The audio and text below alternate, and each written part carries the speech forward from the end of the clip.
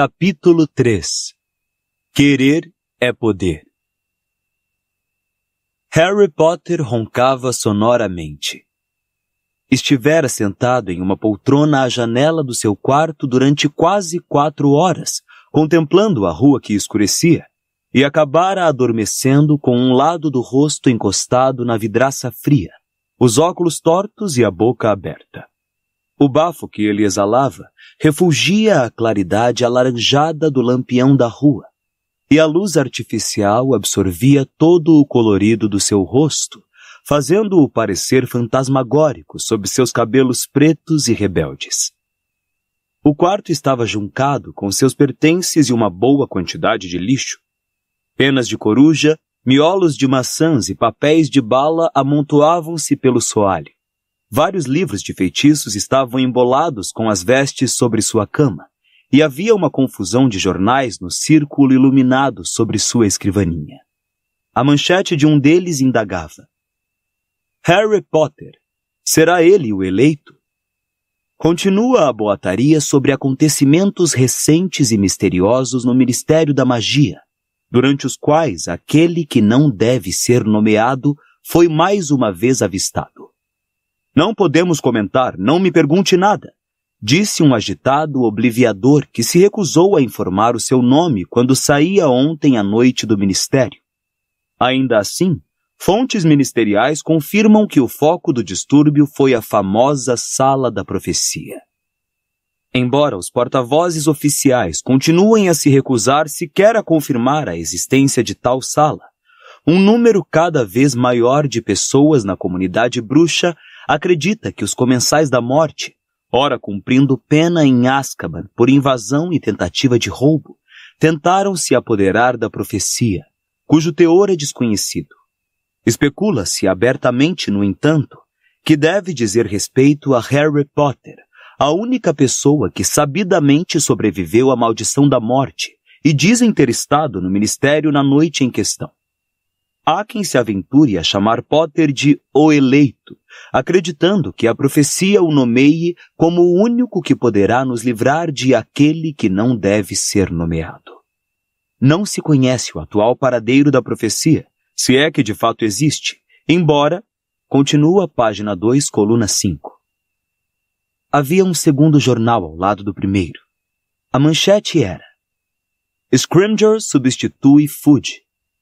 A maior parte da primeira página estava tomada por uma grande foto em preto e branco de um homem com uma juba leonina e um rosto maltratado. A foto era comovente. Ele estava acenando para o teto. Rufus Scrimgeour, ex-chefe da seção de aurores no Departamento de Execução das Leis da Magia, substitui Cornélio Fudge no Ministério da Magia. A nomeação foi recebida com entusiasmo pela maioria na comunidade bruxa, embora corram boatos de um sério desentendimento entre o novo ministro e Alvo Dumbledore, reconduzido ao cargo de bruxo-presidente da Suprema Corte dos Bruxos, ocorrido algumas horas depois de Scrimgeour ter assumido o ministério. Os representantes de Scrimgeour admitem que o ministro se encontrou com Dumbledore logo depois de sua posse no mais alto cargo da comunidade, mas recusaram-se a comentar a pauta da reunião. Sabe-se que Alvo Dumbledore, continua página 3, coluna 2. Mais à esquerda deste jornal, havia outro, dobrado de modo a deixar visível o título da notícia: Ministro garante a segurança dos estudantes. O recém-nomeado ministro da Magia, Rufus Scrimgeour, falou hoje sobre as rigorosas medidas tomadas pelo seu ministério para garantir a segurança dos estudantes que retornam agora, no outono, à Escola de Magia e Bruxaria de Hogwarts. Por motivos óbvios, o ministério não poderá entrar em detalhes sobre seu rigoroso projeto de segurança, disse o ministro, embora um funcionário bem informado confirme que as medidas incluem feitiços e encantamentos defensivos, um complexo conjunto de contrafeitiços e uma pequena força-tarefa de aurores, dedicados unicamente à proteção da escola de Hogwarts. A maioria dos cidadãos parece tranquilizada pela firme atitude do ministro com relação à segurança estudantil. comentou a senhora Augusta Longbottom. Meu neto Neville, por sinal um grande amigo de Harry Potter, que lutou ao lado dele em junho no Ministério contra os Comensais da Morte e... Mas o resto desta história ficou sombreada por uma enorme gaiola deixada em cima do jornal, dentro da qual havia uma magnífica coruja de penas muito brancas. Seus olhos cor de âmbar examinavam o quarto autoritariamente, a cabeça virando de vez em quando para olhar o dono que roncava. Uma ou duas vezes ela abriu e fechou o bico com estalos, impaciente, mas Harry estava dormindo profundamente demais para ouvi-la. Havia ainda um malão bem no meio do quarto, com a tampa aberta, parecendo aguardar alguma coisa. Estava quase vazio, exceto por umas cuecas velhas, balas, tinteiros vazios e penas quebradas que forravam o seu fundo. No chão, a pequena distância, via-se caído um folheto roxo com um brasão em que se lia: por ordem do Ministério da Magia, para proteger sua casa e sua família das forças das trevas. Atualmente a comunidade bruxa está sendo ameaçada por uma organização que se autodenomina Comensais da Morte. Observando simples diretrizes de segurança, você poderá proteger a si mesmo, a sua família e a sua casa de qualquer ataque. 1. Recomendamos que você não saia de casa sozinho. 2. Tome especial cuidado durante a noite. Sempre que possível, programe suas viagens para começarem e terminarem antes do anoitecer. 3. Repasse as medidas de segurança que cercam a sua casa, cuidando para que todos os membros de sua família conheçam os procedimentos de emergência, tais como os feitiços escudo e da desilusão, em caso de familiares de menor idade, a aparatação acompanhada. 4. Combine senhas com seus familiares e amigos íntimos para detectar comensais da morte que se façam passar por outras pessoas após a ingestão da poção polissuco. Veja a página 2. 5. Se você sentir que um familiar, colega, amigo ou vizinho está agindo de modo estranho, entre imediatamente em contato com o Esquadrão de Execução das Leis da Magia. Ele ou ela talvez esteja dominada pela maldição Impérios. Veja a página 4. 6. Se a marca negra aparecer pairando sobre qualquer prédio, não entre. Contate imediatamente a seção de aurores. 7. A visão de objetos não identificados sugere que os comensais da morte talvez estejam usando infere. Veja a página 10. Se avistar ou encontrar algum, reporte ao Ministério imediatamente. Harry resmungou enquanto dormia, e seu rosto escorregou uns centímetros pela vidraça, deixando os óculos ainda mais tortos, mas nem assim ele acordou. Um despertador, consertado por ele mesmo há tempos, tic-taqueava sonoramente no parapeito da janela, indicando que faltava 1 minuto para as 11 horas. Ao lado do despertador, segura na mão frouxa de Harry, havia uma folha de pergaminho escrita com uma caligrafia fina e inclinada. Harry lera esta carta tantas vezes desde que chegara havia 3 dias, que embora fosse um pergaminho bem enrolado, ficara completamente esticado. Caro Harry, se for conveniente para você, farei uma visita à Rua dos Alfeneiros, número 4, na próxima sexta-feira, às 11 horas da noite, para acompanhá-lo à toca, onde você está convidado a passar o resto de suas férias escolares. Se concordar, eu gostaria também de poder contar com sua ajuda em um assunto que espero tratar a caminho da toca. Explicarei melhor quando nos virmos. Por favor, mande sua resposta pela mesma coruja. Espero vê-lo na sexta-feira. Muito atenciosamente, Alvo Dumbledore. Embora já a soubesse de cor, Harry não parava de relancear a carta desde as 7 horas daquela noite, quando se instalara junto à janela do quarto, porque esta lhe oferecia uma visão razoável dos 2 lados da Rua dos Alfeneiros. Ele sabia que não adiantava ficar relendo as palavras de Dumbledore. Mandara o seu sim pela coruja, conforme pedido, e agora só lhe restava esperar. Ou ele viria ou não. Mas Harry ainda não aprontara as malas. Parecia-lhe bom demais para ser verdade que fossem tirá-lo da casa dos Dursley após 15 dias em companhia da família. Não conseguia se livrar da sensação de que alguma coisa ia desandar. A resposta à carta de Dumbledore poderia ter se extraviado. O bruxo poderia ser impedido de vir buscá-lo. A carta poderia não ser de Dumbledore e não passar de um truque, uma piada ou uma arapuca. Harry não teve coragem de aprontar as malas e depois ficar na mão e precisar desfazer tudo. A única concessão que fizera à possibilidade de viajar fora fechar Edviges na gaiola. O ponteiro menor do relógio chegou ao número 12, e neste exato momento o lampião da rua apagou. Harry acordou como se a repentina escuridão fosse um despertador. Endireitou apressado os óculos e, descolando a bochecha da vidraça para em seu lugar encostar o nariz, apertou os olhos para enxergar a calçada. Um vulto alto, com uma longa capa esvoaçante, estava entrando pelo jardim. Harry levantou-se de um pulo, como se tivesse levado um choque elétrico.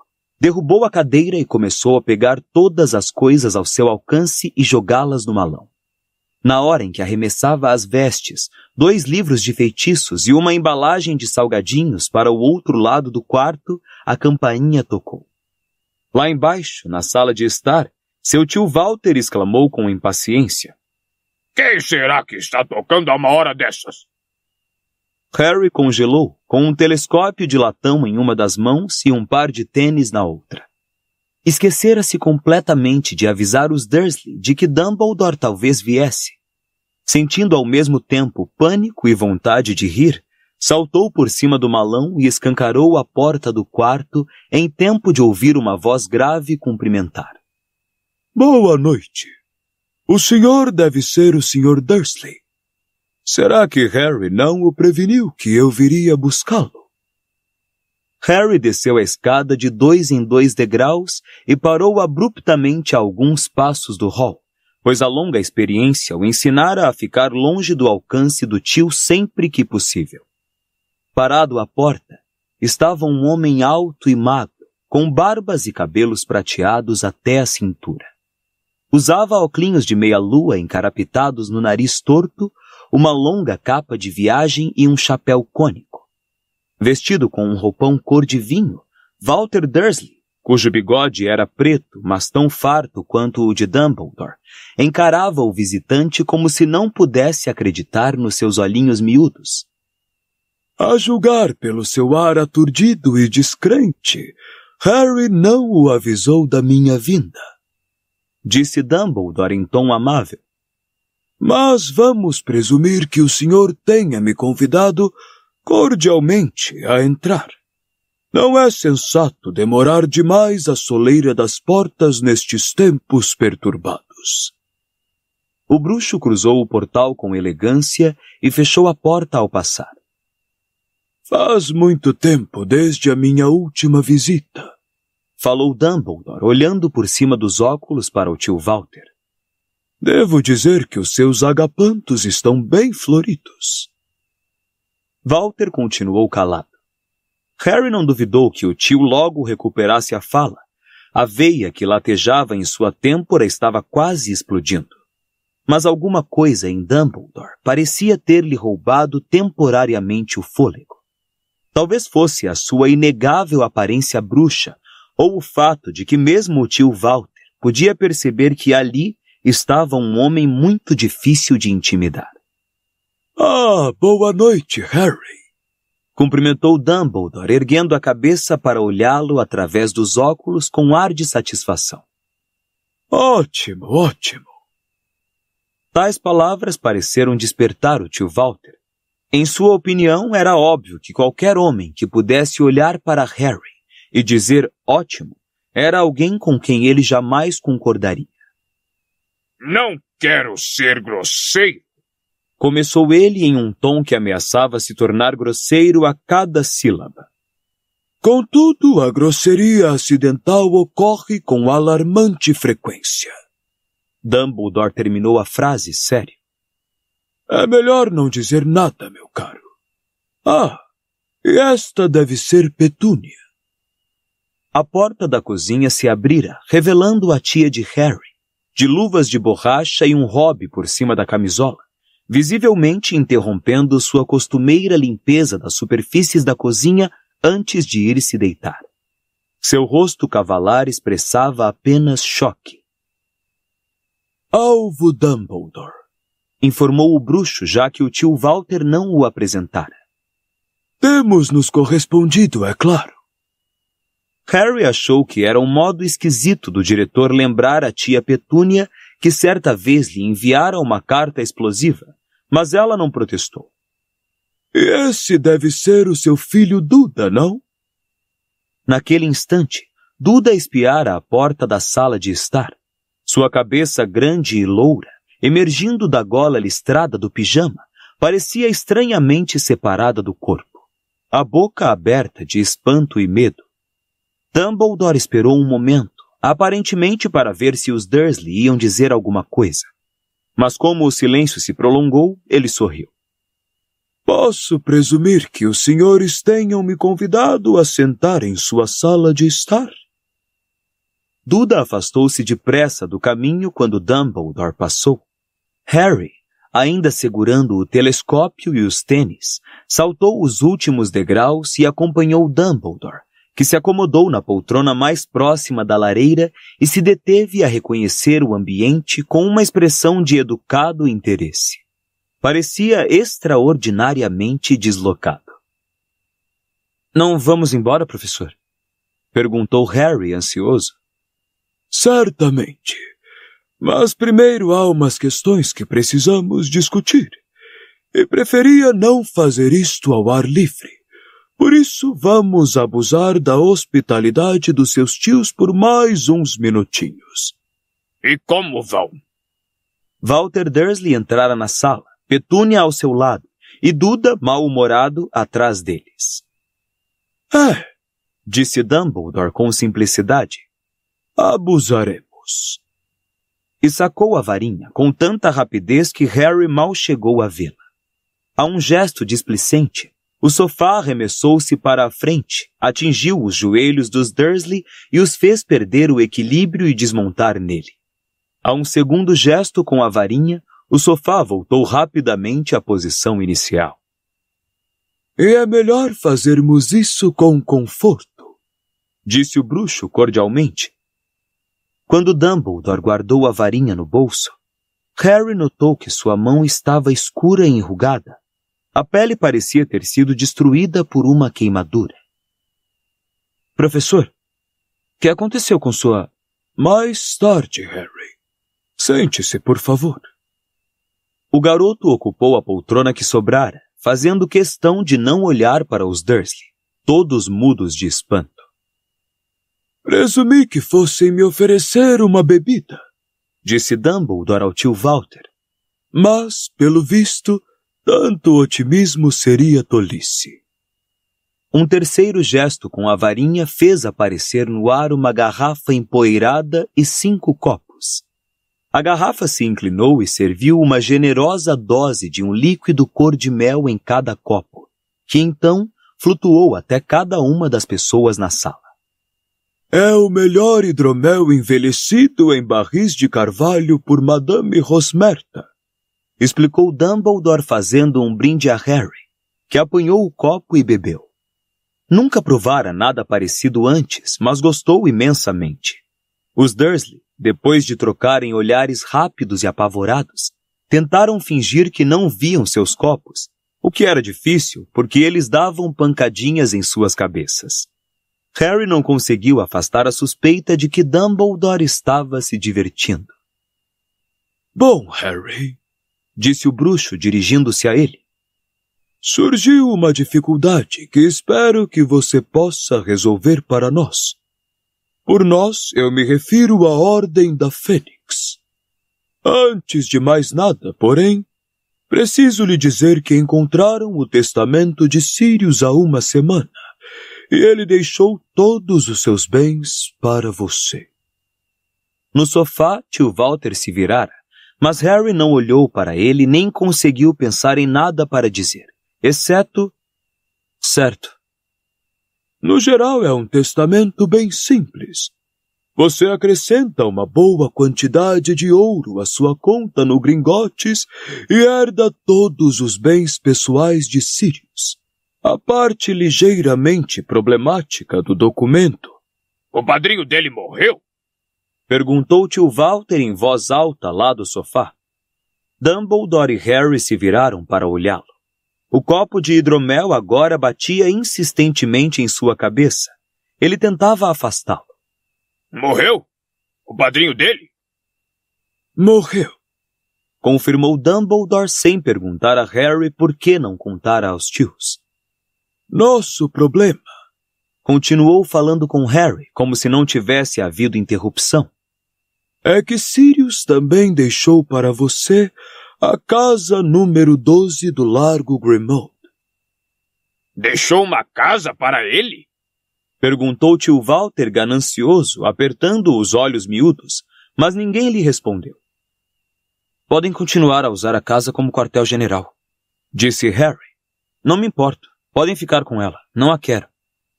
Se dependesse dele, não queria nunca mais pisar na casa do Largo Grimmauld.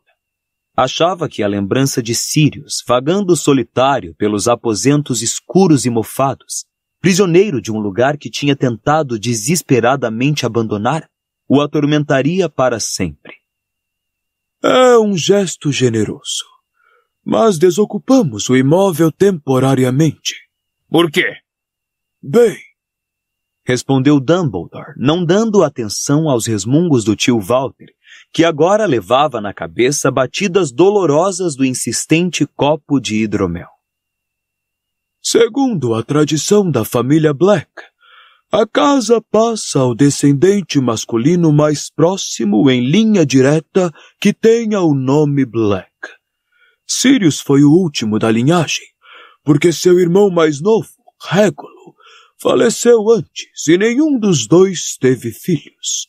Embora o testamento deixe perfeitamente claro que Sirius desejava que a casa fosse sua, é possível que tenham lançado nela algum encantamento ou feitiço para garantir que não pertença a alguém de sangue impuro.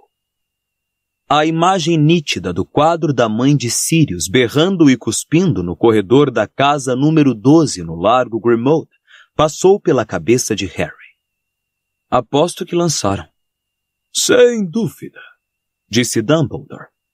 E se tal encantamento existir, é muito provável que a propriedade da casa passe ao parente vivo mais velho de Sirius, ou seja, sua prima Bellatrix Lestrange.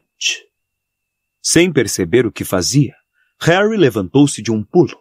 O telescópio e os tênis em seu colo rolaram pelo chão. Bellatrix Lestrange, a assassina de Sirius, herdar a casa dele? Não! Protestou ele.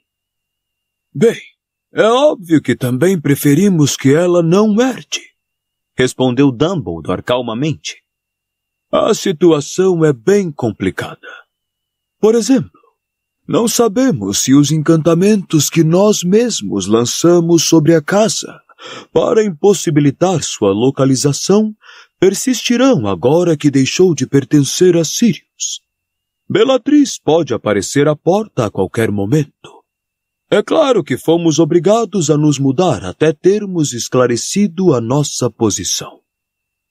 Mas como é que vamos descobrir se tenho direito à casa? Felizmente há um teste bem simples. Dumbledore depositou o copo em cima de uma mesinha ao lado de sua poltrona. Mas antes que pudesse fazer qualquer outra coisa, o tio Walter berrou. Quer tirar essas porcarias de cima da gente? Harry se virou. Os três Dursley estavam encolhidos com os braços para o alto, enquanto os copos batiam em suas cabeças, fazendo voar hidromel para todo lado. Ah, sinto muito, disse Dumbledore atencioso e tornou a erguer sua varinha. Os três copos desapareceram. Mas, sabem, teria sido mais educado aceitarem a bebida. Pelo jeito, tio Walter estava explodindo de vontade de dar várias respostas malcriadas, mas apenas voltou a se afundar nas almofadas com tia Petúnia e Duda, sem dizer nada nem tirar seus olhinhos de porco da varinha de Dumbledore. Entende? Continuou Dumbledore, voltando sua atenção para Harry como se o tio Walter não tivesse se manifestado. Se você tiver de fato herdado a casa, também terá herdado... Ele acenou com a varinha pela 5ª vez. Ouviu-se um forte estalo e apareceu, agachado no tapete peludo dos Dursley, um elfo doméstico, com um nariz focinhudo, grandes orelhas de morcego e enormes olhos avermelhados, vestido de trapos encardidos. Tia Petúnia soltou um urro de arrepiar os cabelos. Não havia lembrança de nada imundo assim ter algum dia entrado em sua casa. Duda tirou do chão os enormes pés rosados e descalços e levantou-os quase acima da cabeça, como se imaginasse que a criatura pudesse subir pelas calças do seu pijama. E tio Walter berrou. Que diabo é isso? O monstro, apresentou Dumbledore. Monstro não quer, monstro não quer, monstro não quer! Grasnou o elfo doméstico berrando quase tão alto quanto o tio Walter, batendo no chão os pés nodosos e puxando as orelhas. Monstro é da senhorita Bellatrix. Ah, sim, monstro é dos Black. Monstro quer sua nova dona. Monstro não quer o pirralho Potter. Monstro não quer, não quer, não quer. Como você está vendo, Harry? Disse Dumbledore alteando a voz acima dos grasnidos ininterruptos do monstro de não quer, não quer, não quer. Monstro está demonstrando uma certa relutância em passar as suas mãos. Eu não me importo, repetiu Harry olhando enojado para o elfo, que se contorcia e batia os pés. Eu não o quero. Não quer, não quer, não quer. Você prefere que passe as mãos de Bellatrix Lestrange? Mesmo lembrando que ele morou todo o último ano no quartel-general da Ordem da Fênix. Não quer, não quer, não quer! Harry encarou Dumbledore. Sabia que não poderia deixar o monstro ir morar com Bellatrix Lestrange, mas a ideia de ser dono dele, de assumir responsabilidade pela criatura que traíra Sirius, era repugnante. Dê-lhe uma ordem, disse Dumbledore. Se ele for seu, terá de obedecer. Se não, teremos de pensar em outros meios de mantê-lo longe de sua legítima dona. Não quero, não quero, não quero, não quero! Monstro agora urrava. Harry não conseguiu pensar no que dizer, exceto Monstro, cala a boca!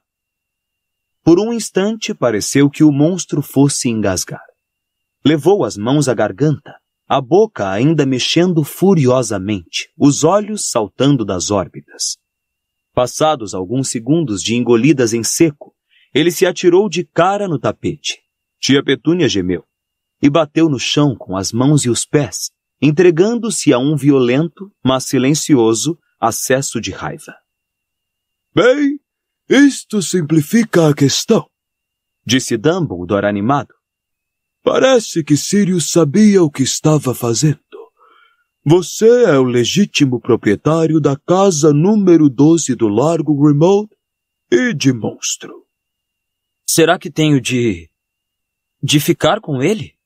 Perguntou Harry horrorizado, enquanto o monstro continuava a se debater a seus pés. Não, se não quiser, disse Dumbledore. Se aceita uma sugestão, você poderia mandá-lo trabalhar na cozinha de Hogwarts. Desta maneira, os outros elfos domésticos poderiam vigiá-lo. É! Exclamou Harry, aliviado. É o que vou fazer. Monstro, quero que vá para as cozinhas de Hogwarts trabalhar com os outros elfos. Monstro, que agora estava com as costas achatadas contra o chão e os pés e as pernas no ar, lançou a Harry de baixo para cima, um olhar do mais profundo desprezo e com outro forte estalo desapareceu. Bom, disse Dumbledore. Temos também o problema do hipogrifo. Hagrid tem cuidado dele desde que Sirius morreu, mas o bicuço agora é seu. Por isso, se preferir tomar outras providências... Não, respondeu Harry imediatamente. Ele pode continuar com Hagrid. Bicuço gostaria mais assim. Hagrid vai adorar, disse Dumbledore sorrindo. Ficou contente de rever Bicuço. Por falar nisso, para garantir a segurança dele, decidimos por hora rebatizá-lo de Asa Fugaz. Embora eu duvide que o Ministério possa concluir que é o mesmo hipogrifo condenado à morte. Agora, Harry, suas malas estão prontas. Duvidou que eu apareceria, insinuou Dumbledore astutamente. Num minuto, eu termino. Apressou-se Harry a dizer, catando o telescópio e os tênis que tinham caído. Ele gastou pouco mais de 10 minutos para encontrar tudo de que precisava. Por fim, conseguiu tirar a capa da invisibilidade debaixo da cama, vedou o frasco de tinta muda-cor e forçou a tampa do malão a fechar sobre seu caldeirão. Depois, arrastando o malão com uma das mãos e segurando a gaiola de Edviges com a outra, desceu. Harry ficou desapontado ao descobrir que Dumbledore não o esperava no hall, o que significava que teria de voltar à sala de estar. Ninguém conversava. Dumbledore cantarolava de boca fechada, aparentemente muito à vontade, mas a atmosfera estava densa e gelada, e Harry não se atreveu a olhar para os Dursley quando anunciou. Professor, estou pronto. Bom, disse Dumbledore. Uma última coisa, então. E se virou para falar com os Dursley. Como os senhores, sem dúvida, sabem, dentro de 1 ano Harry atinge a maioridade. Não! Interrompeu-o a tia Petúnia, falando pela primeira vez desde a chegada de Dumbledore. Perdão? Disse o bruxo educadamente. Não. Ele é 1 mês mais novo que o Duda, e meu filho só vai fazer 18 anos daqui a 2 anos. Ah! Exclamou Dumbledore cordialmente. Mas no mundo dos bruxos, atingimos a maioridade aos 17. Tio Walter resmungou. Que absurdo! Mas Dumbledore não lhe deu atenção. Então, como os senhores sabem, o bruxo chamado Lord Voldemort voltou ao país. Atualmente, a nossa comunidade está em guerra declarada. Harry, a quem Lord Voldemort já tentou matar em várias ocasiões, está passando por um perigo muito maior do que no dia em que o deixei à sua porta, há 15 anos, com uma carta explicando que seus pais tinham sido assassinados e manifestando a esperança de que os senhores cuidassem dele como se fosse um filho. Dumbledore fez uma pausa, e embora sua voz continuasse leve e calma, e não deixasse transparecer sua raiva, Harry sentiu que emanava uma certa frieza. Notou também que os Dursley se aconchegaram uns aos outros quase imperceptivelmente. Os senhores não fizeram o que pedi. Nunca trataram Harry como um filho. Nas suas mãos, ele só conheceu o descaso e muitas vezes a crueldade.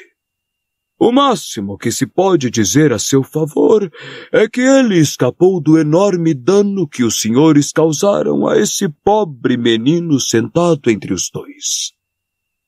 Tio Walter e tia Petúnia se viraram instintivamente, como se esperassem ver mais alguém além de Duda espremido entre eles. Nós tratamos mal do Doca? Que conversa! Começou tio Walter furioso, mas Dumbledore ergueu um dedo mandando-o silenciar, e o silêncio sobreveio como se o bruxo o tivesse emudecido. A magia que invoquei há 15 anos significa que Harry contará com uma forte proteção enquanto puder considerar esta casa dele. Por mais infeliz que tenha sido aqui, por mais mal recebido, por mais destratado, os senhores lhe concederam pelo menos abrigo, ainda que de má vontade. A magia cessará no momento em que Harry fizer 17 anos. Em outras palavras, no momento em que se tornar homem. Então só peço uma coisa: que os senhores deixem Harry voltar mais uma vez a esta casa antes do seu aniversário de 17 anos, o que garantirá que a proteção se manterá em vigor até aquela data. Nenhum dos Dursley disse coisa alguma. Duda tinha a testa ligeiramente enrugada, como se ainda tentasse entender quando fora maltratado. Tio Walter parecia ter alguma coisa entalada na garganta. Tia Petúnia, no entanto, parecia estranhamente corada.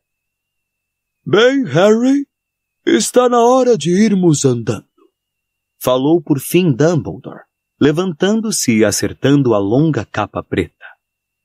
Até a próxima, disse aos Dursley, que pelo jeito pareciam desejar que a próxima não chegasse nunca. E cumprimentando-os com um aceno do chapéu, saiu teatralmente da sala. Tchau! Despediu-se Harry apressado e acompanhou Dumbledore, que parou junto ao malão com a gaiola em cima. Não queremos nos sobrecarregar com isso agora, disse, puxando mais uma vez a varinha.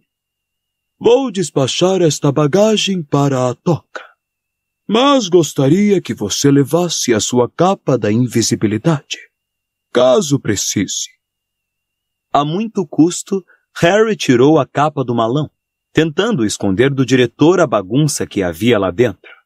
Depois que a enfiou de qualquer jeito em um bolso interno do blusão, Dumbledore acenou com a varinha, e o malão, a gaiola e Edviges desapareceram. Fez um novo aceno, e a porta da casa se abriu para a escuridão fresca e enevoada.